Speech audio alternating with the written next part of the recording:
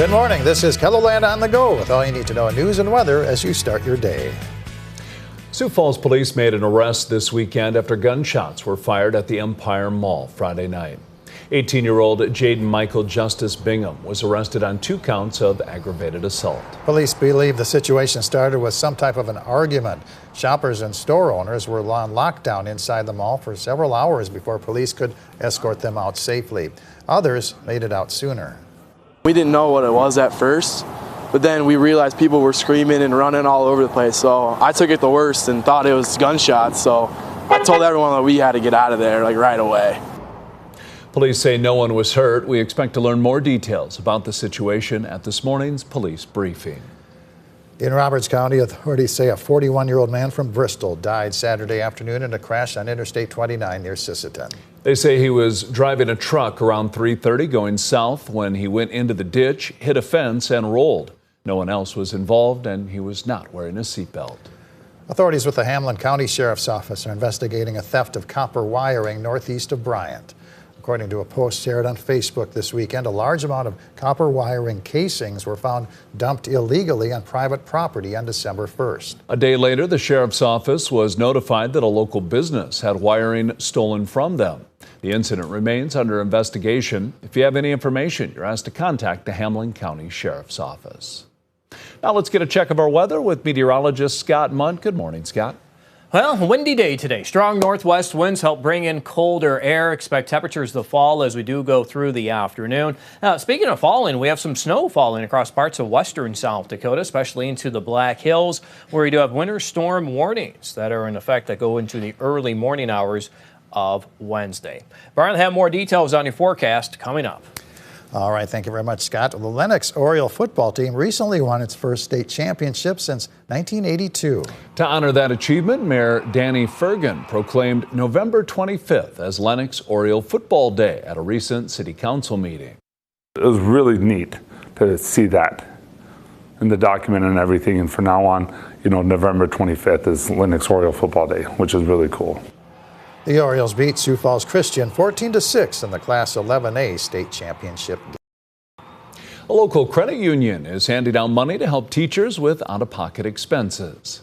Levo Credit Union is encouraging students, parents, and community members to nominate a teacher for its Adopt a Classroom program, which will award 8 $500 grants this winter. Levo's Jen McEwen says the celebration doesn't end with a check. We do an awards ceremony and we invite in the nominator to talk about why they nominated the teacher. And to a person, those teachers are so touched to know that they're appreciated. Nominations for Adopt a Classroom are due December 31st. Winners will be announced January 8th. We've provided a link to the nomination form under this story here on KELOLAND.com. While it's often more apparent in larger cities, homelessness is a problem across South Dakota. Watertown Cares was started as emergency housing to help people struggling from homelessness. It also offers case management to help people get back on their feet. That support continues in our house because we know housing is just the first step. It's not the end, it's the beginning. And so once we get people housed, they continue to provide case management and support for that. If you'd like to donate to Watertown Cares, we've posted information under this story on KELOLAND.com. That's a look at some of our top stories. Now let's get one last look at your weather with meteorologist Brian Karstens. Brian? All right, our weather update today as we look at the forecast. Well, we're into more of this northwest flow, as we call it, and that's going to bring in, well, a pretty good shot at cold weather for midweek. And we also can entertain some pockets of snow and flurries from time to time. The weather's going to be variable on that particular subject, though. And then, of course, we have wind to add to all of it. And we're getting a good dose of that today. Tomorrow as well, we're going to have at least some wind in this general pattern. So do take note of that because eventually it's going to start impacting our wind chills a lot more. Here is a look at that snow as it's been coming down this morning and little swaths of that. Of course, your strongest winds have been in central and northwest South Dakota to start the day, but spreading east, and we do have enough wind buffering into the northern hills for that winter storm warning in effect effect for those of you in Lead and Deadwood and some of those adjacent areas. Tomorrow, well, we can open the door up to a few more pockets of snow. We've got some amount of wind, probably reduced a little bit here, but nevertheless, kind of take note of that because it doesn't take much in this pattern to pick up a half an inch to an inch of snow.